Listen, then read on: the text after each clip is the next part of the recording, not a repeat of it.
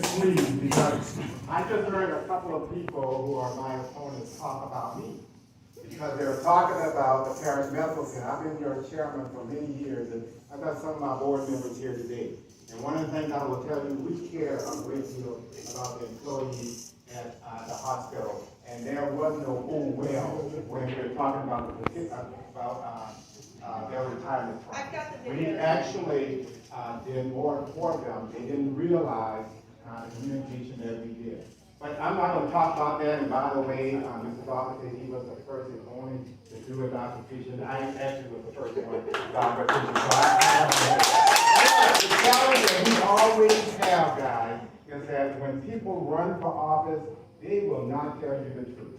But I will tell you, 35 years of service in Brevard County, you can see the results of my service. When you're thinking about what happened at Drake Field, if you remember back, there was no football stadium at Astronaut and Titusville.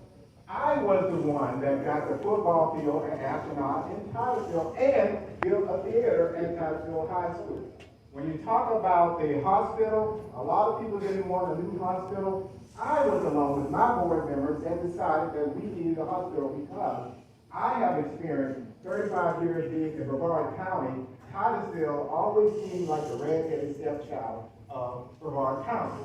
We will be changing that. And when it comes down to communication, you won't find anyone better equipped to have an open door to your concern. When you call me, I will answer. When you need something, I'm going to try to get the yes, not try to get the no. Because as he says, we work for you and not the opposite. And I have lived my life like this forever. I tend to love people. I believe even those who are contrary or think contrary to what I'm saying have a right to speak, because I learned from those who may not be thinking the same way that I do.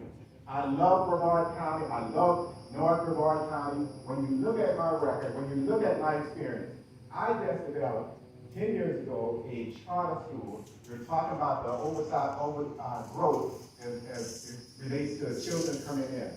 I have 1,600 kids in my charter school. We started with 0. We have 400 on the waiting list. We believe in parents' choice.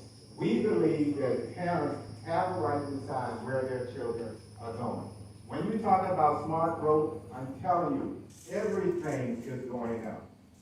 People that work for you want raises. Infrastructure is going up. It costs more money. And the only way for us citizens who have been here for a very long time to keep the taxes down is that you have to have smart development. Because the more you have on the tax roll, the less your taxes will be going up or going up at all. So remember that when people tell you that we don't like to have any growth, we want to keep things the same. I'm telling you, economics tell you that if you got 2 people who have to pay $500 a piece for a $1,000 tax bill, but then if you've got 100 people who only have to pay a $100 tax bill, I think you'll go with 100 people to pay a $100 tax bill. And lastly, end of this month, I will start getting my Social Security.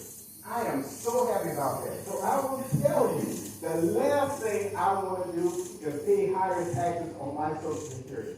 I need as much money as I possibly can. And most of the people around here in my age group, we have a quality of life that we want to maintain. And the only way that we can do that is not have the government take our money away from us. So if you want someone who's always focused on the economic value of your money and how to keep money in your pocket and your quality of life to maintain or get better, then please vote Robert Jordan.